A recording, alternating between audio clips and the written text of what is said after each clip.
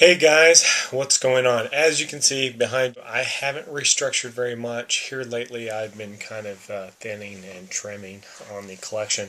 Of course, I'm not dismantling this to get rid of it. I'm dismantling it to move it. As I've mentioned before, that's still part of the process. I am still in the works of doing a lot of that.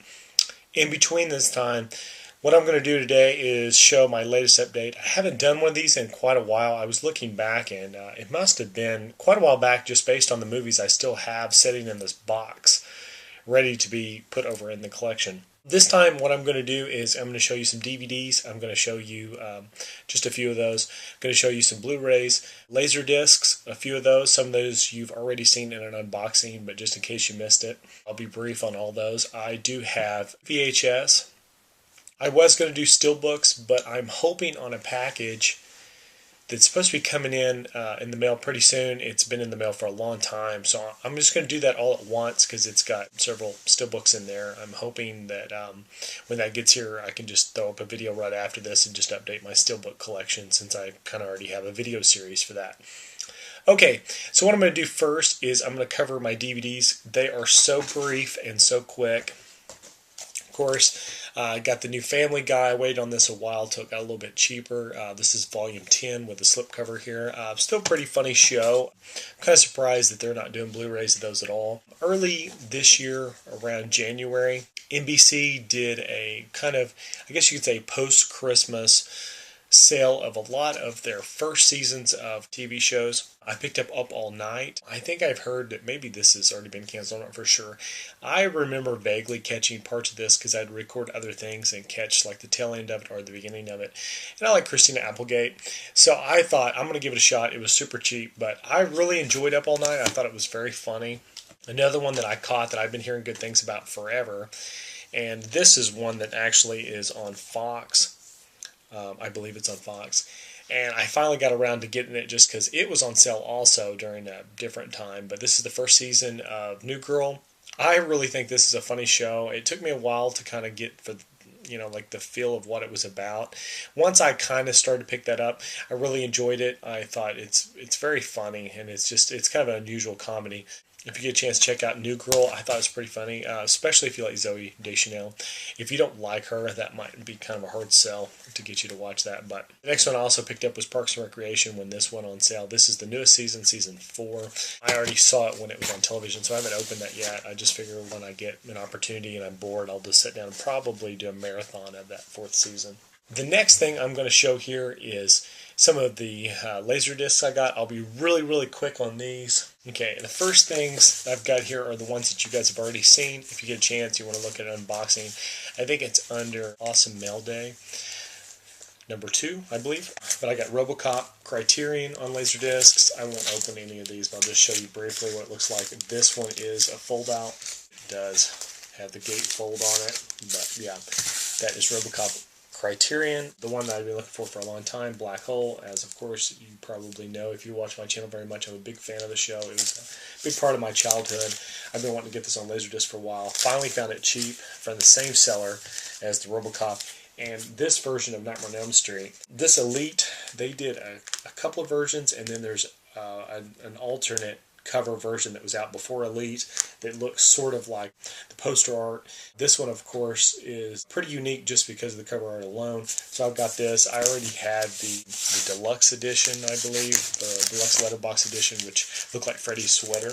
The next one I have here is one that I found really cheap and I was very excited about. This is actually new plastic, but it's not actually sealed. It looks like it's sealed, but they just left the plastic on it, as you can see there with all the stickers and everything. This is the original Scream, but this is the uncut version, and as far as I know, they're not releasing this uncut version anymore. That's my understanding from what I've read. I'm not for sure why. I know it was out on VHS, it was on Laserdisc. It's only slightly more violent, I believe, is my understanding of it. I'm sure I've seen it, and I didn't even realize it, because I have this on VHS and probably didn't even think about it being uncut. This is a runtime 111 minutes. I don't know how much difference that is between that and the regular version, but probably very little difference. I've been on a big kick here lately watching Michael Keaton movies for whatever reason. But one of the things that I really wanted to see that I hadn't seen in a while that kind of doesn't get much respect is Multiplicity. I like this. I saw it at the movie theater back in the 90s. I thought it was pretty funny. Probably one of the last things that I remember Michael Keaton doing in which it was a major comedy type thing. He does a lot more serious roles now. But this I thought was great. I really like Multiplicity. It doesn't hold up quite as well as it used to, but it's still a lot of fun. If you're a Michael Keaton fan, you get to see a lot of Michael Keaton, quite literally a lot of him. The guy that had this, because I guess the widescreen version of this is really hard to find. I think maybe there's a full screen version that's out on DVD or maybe something weird like that. But I know that the Laserdisc was something I found really cheap, so I thought I'll just go ahead and get that. The cool thing was this guy had several. Here's the paper with Michael Keaton. A little more serious role, but still a movie I hadn't seen in a long time. An older one that Michael Keaton did, Night Shift, there. As you can see with Henry Winkler and Shelley Long. That one I haven't seen in a long time either, so I was kind of looking forward to that. This is another one that got me really excited. It's called Working Stiffs. This was a short-lived TV series, and I believe this is the first 3 episodes. There might have been maybe 2 volumes of this put out. Maybe there's a volume that has more episodes. I know the VHS has maybe 2 or 3 episodes on 2 volumes, so I don't know if this covers 3 volumes and then the VHS maybe just has 3 volumes separated. I wasn't too familiar with Working Stiffs. I watched the intro on YouTube, and I really had no recollection that series ever existed, but I was very curious because it has Michael Keaton in it. It also has Jim Belushi. I'm not a humongous Jim or James Belushi fan, but you know, I mean, in the right part with the right actors around him, I don't really hate his work. It's okay, you know, he's fine with me.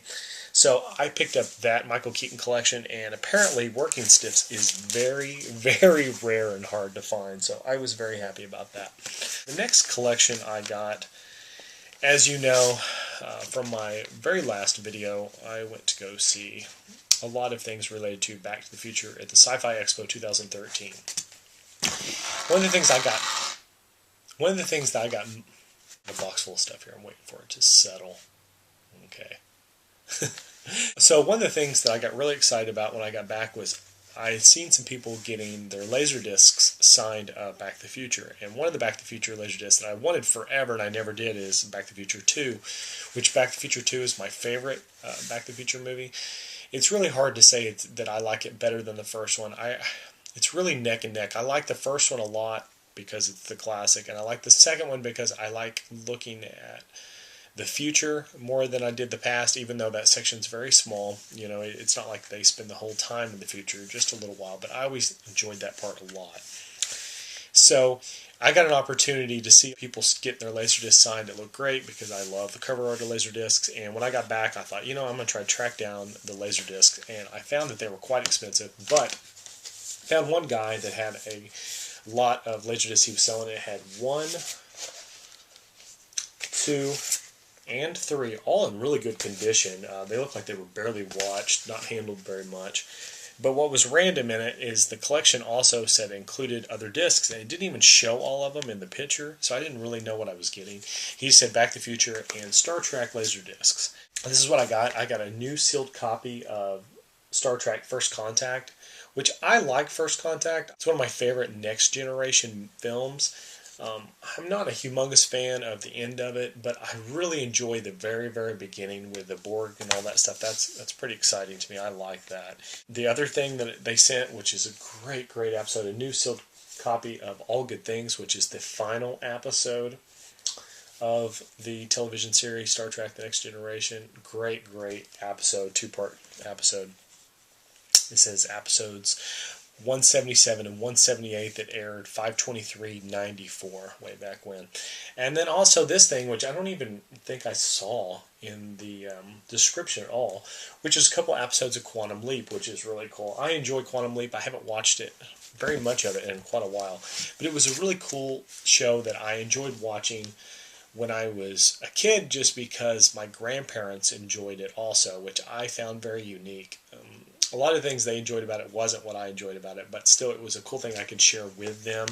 They enjoyed seeing things in the past, and I was more, transfixed with like the technology and him jumping back and forth and all the weirdness of it being sci-fi related. So that was a collection of Laserdiscs that I got fairly cheap. I got one more to show you here that's really, really rare, and it is called Hysterical. I wasn't familiar with this. My girlfriend, this is one of her all-time favorite movies, and this movie here, I guess, is from the early 80s. I think I looked it up, and it's like 1983 or 84. I'm not really for sure. I'd have to look that up again. But apparently this is really, really rare on every format. The VHS goes pretty high. The Laserdisc is pretty hard to find even if it doesn't go high. And the DVD, I guess, has been out of print, so it goes for ridiculous amounts, like, $100, $200. But I had a lot of fun watching this. This version here I found fairly cheap, cheaper than I thought. But what's crazy is it comes with an actual image laser. I don't know if that'll pick up on the camera. Hopefully so. If you can see just a little bit of a ledge right there. Either way, this sleeve that comes on top of this thing is actually made by Image. So when the Image Laserdiscs made this, somehow they got an Image sleeve. And I don't know if somebody just put it on there, that you could buy separately, or if they all came that way. Very, very crazy. But somebody got an Image Laserdisc. Let's see if it picks up there a little bit. Maybe a little bit. You can see a little bit of the design there. And the center. Yeah, it's horrible. It's not really picking up. But it's imprinted into the plastic. I've never seen an Image Laserdisc sleeve.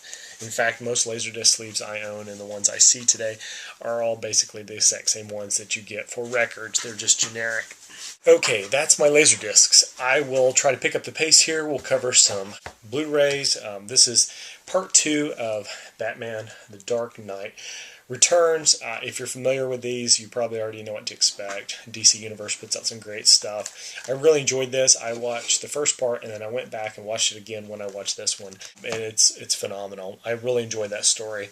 It has a good build-up, and it has a good payoff. Of course, Dredd. This is probably one of the more likable of the remakes slash reboots that have come out recently. I like the original Dredd. I know a lot of people don't. Sylvester Stallone kind of did it in his own way. It wasn't really relying on what you would think of as the Judge Dredd series from the comics. I thought this tried a little harder and it was a little darker. I thought it was cool. I really enjoyed that. So I had a lot of fun watching Dredd. Of course, I picked up Monsters, Inc. They put out a newer version of this. I had this on DVD. So I went ahead and picked up the new Blu-ray, 3D, everything. All those Pixar movies are great. I can't tell you much on those that you wouldn't already know. The next movie I got here, a movie I don't think gets very much respect. I enjoy it. I think it's a timely movie if you picked it up around the 90s, the early 90s, and you got kind of into it around that summer of 1990 when it was big. You probably have a different feeling about Dick Tracy than I would today, just watching it fresh. It's definitely something that doesn't necessarily hold its own against movies like Batman that came out in 89 the summer before and things like that tried, similar kinds of big promotional pushes like Dick Tracy did in 90. Although I love the cast on this. I love all the makeup. I love all the vibrant colors. It looked great on Blu-ray. I think a lot of the high resolution look of it kind of gives away some of the smoke and mirrors that they tried originally, but I can't hate on it just because of that. A lot of movies can't hide their special effects in HD. The next movie I got here is Skyfall. Really enjoy all these new Daniel Craig James Bond movies. I like the darker, grittier nature of them. I think the best part about these new James Bond movies is that they're trying really hard to not make it exactly like the old James Bond movies. He doesn't want it to be just another new Bond. What they're trying to do is they're trying to restart the series in kind of a new direction, and at the same time be true to the original James Bond, a lot of little inside jokes and everything, but taking it a little bit more seriously. I think it's great. I have nothing bad I could say about any of the new James Bond movies. I enjoy them. I enjoy the old ones as well, but I think these new ones have really captured my attention, and I kind of really look forward to each one of them a little bit more than I used to during the older James Bond films. Frankenweenie, I thought this was a lot of fun. I remember watching the live-action version of this about 2000. I think it was on the special features of the Nightmare Before Christmas DVD. I could see, how important this idea was to Tim Burton all along. He had this really great idea that he wanted to turn into a film, and I was kind of surprised it took this long to turn it into, kind of like a claymation style animated feature.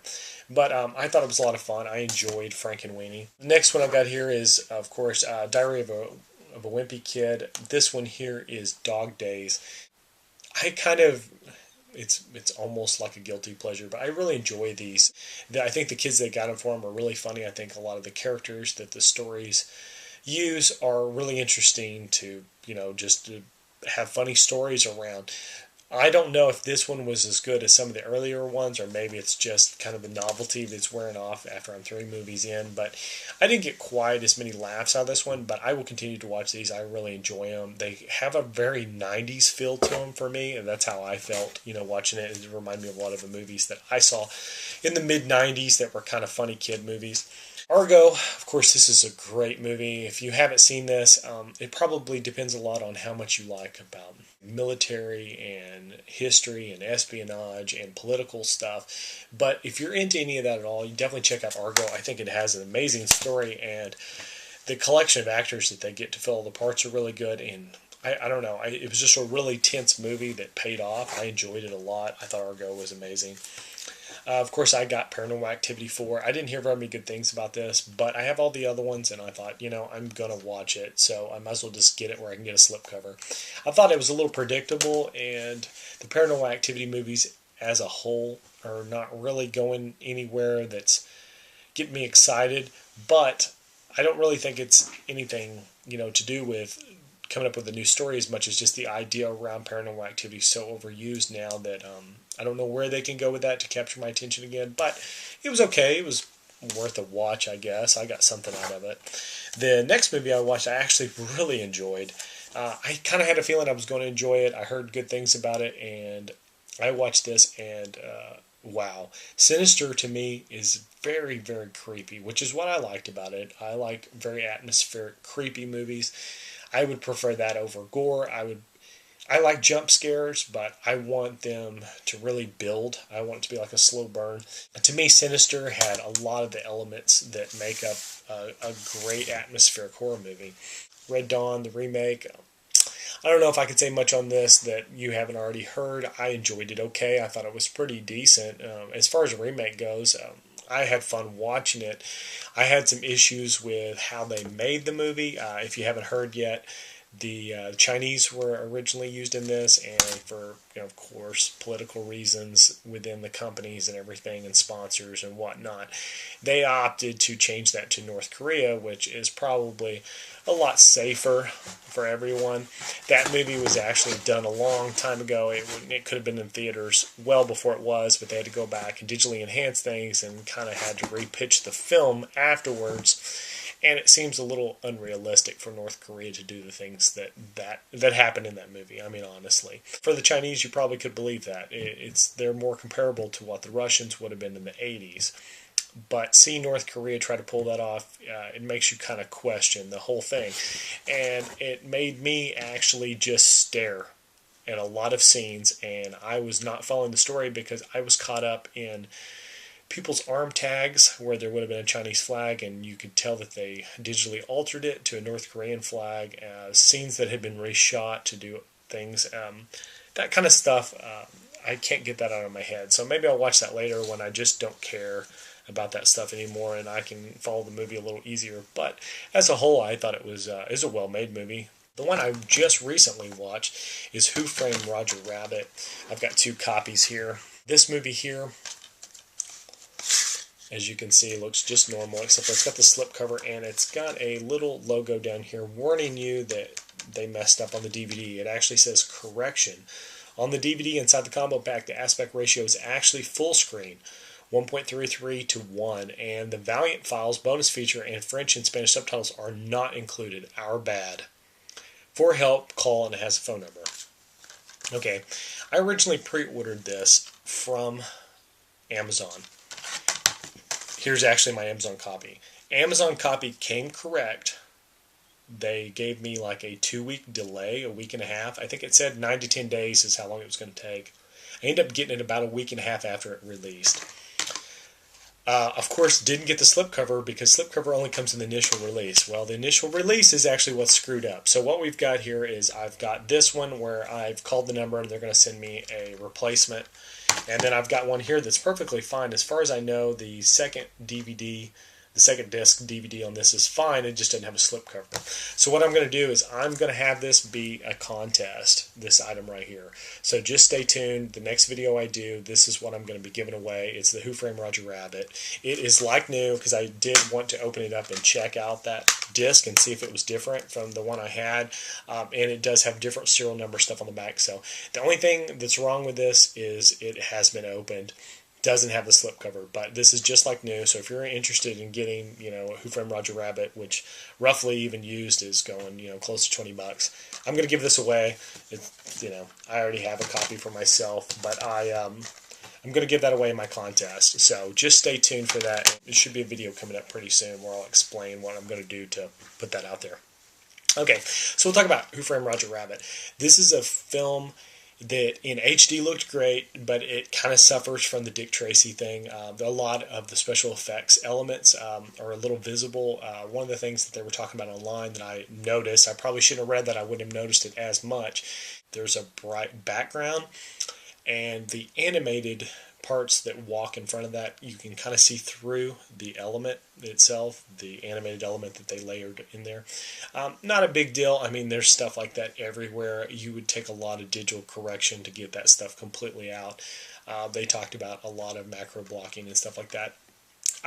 For a movie that's 25 years old, I just accept it. It doesn't bother me that much. I thought it looked pretty good. They cleaned it up at least. I think the special features are all there, so I was happy with it. It was a lot of fun to see Roger Rabbit again. I hadn't seen that in a while. Next one I got here is The Hobbit, Part 1, Unexpected Journey. This was way better than I expected. I think it's because I had kind of lower expectations. I was a little bummed out that they were going to stretch this movie into 3 parts because I thought, how can you take a book that is smaller than any part of Lord of the Rings, Fellowship or, Two Towers, Return of the King, and really turn it into something bigger than Lord of the Rings? Because this movie started off bigger than the other movies did at the theater. This is 169 minutes. I'm not for sure if they showed this in 169 minutes at the theater, but it's very possible they did because it doesn't say here extended director's cut or anything like that. So I'm assuming this probably ran close to 3 hours at the theater, which to me is insane. The Lord of the Rings movies, just to get in the 2-hour range was big. And then they would add another 45 minutes at the extended cut release that would come, the end of the next year. This right here gives me an idea of how long the series is going to be, and it's going to be right there with Lord of the Rings, which kind of blows my mind. I was kind of bummed me out because I thought it was going to be just stretched too thin.